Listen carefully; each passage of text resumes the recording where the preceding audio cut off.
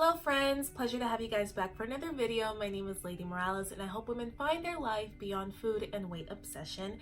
And in today's video, we're going to be talking about the 4 steps to acting as if when your current reality sucks.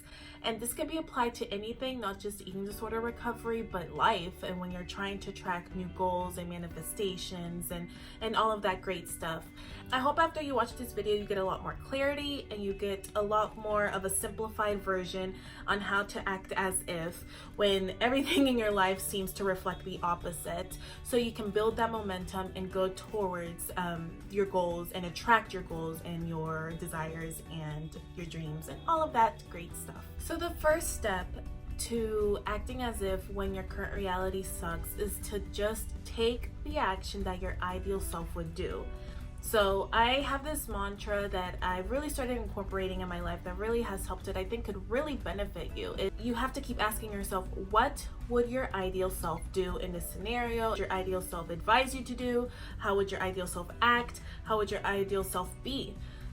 Just keep asking yourself, what would your ideal self do? And this is where I love the quote, and I'm going to read it off because I want to make sure I'm reading it word per word. It is your actions that determine your beliefs, not beliefs that determine your actions. Again, it is your actions that determine your beliefs, not your beliefs that determine your actions. I don't know who said it. I ran across that quote and I was like, this is what the law of attraction is. This is what people should be teaching out there. You have gotten everything in your life up until this point because of the built accumulated action that you've taken up until this point. So now, and this is going to take time, but now you have to start incorporating actions and thoughts that your ideal self would believe and would be doing.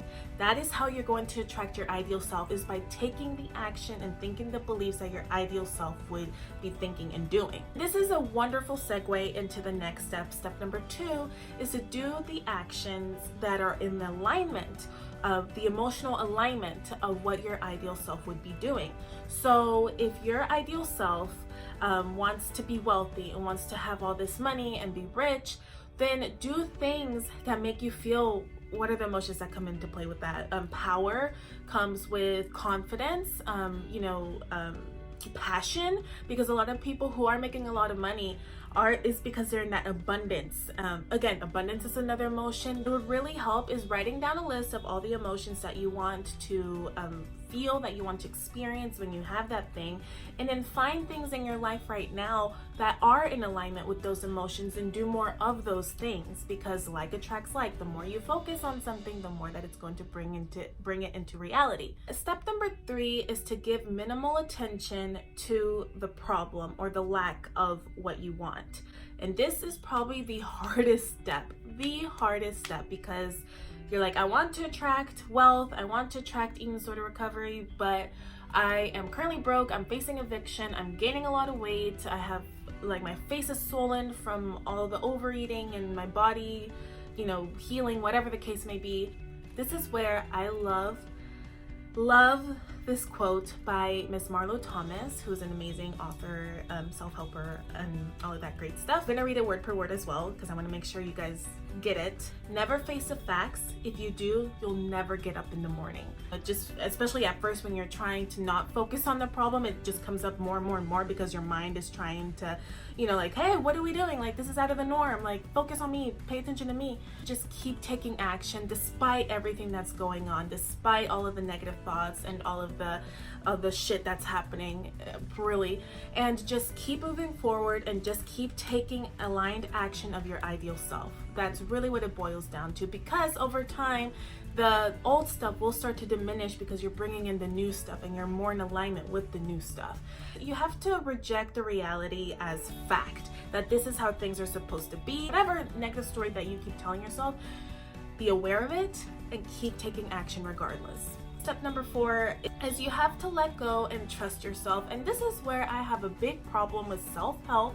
I used to love self-help. I used to be addicted to self-help. I have completely changed my opinions about 95% of the self-helpers and self-development stuff out there. I'm gonna save that story for another day, but pretty much what I'm saying is your ideal self would not be looking up and Googling how to manifest an ideal relationship, how to attract how to recover from an eating disorder and spending hours and hours and hours doing it, where it's to the point that it's become their life.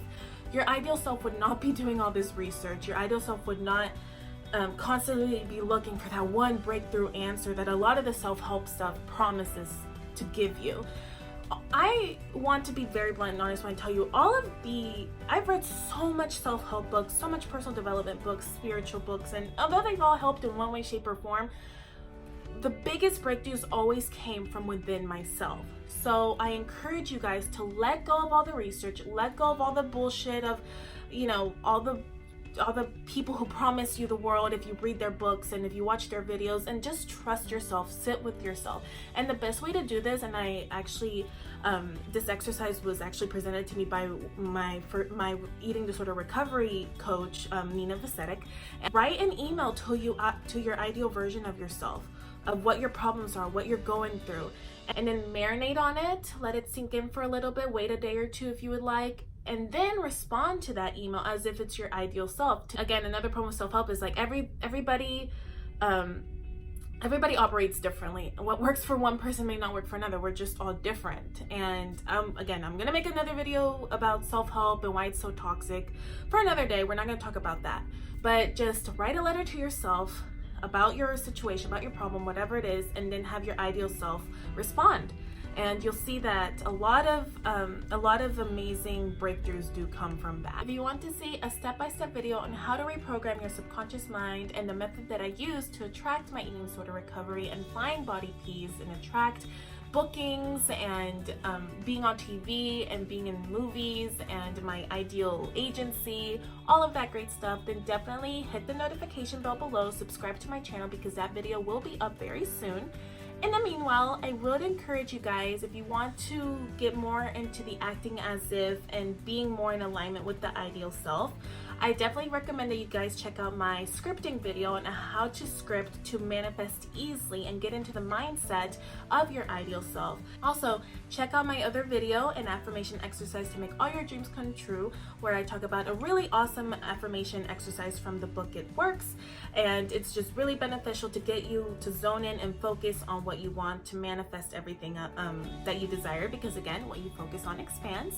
So those videos are definitely in the description below and somewhere on the screen. Have a phenomenal week, and I will see you guys on the next video.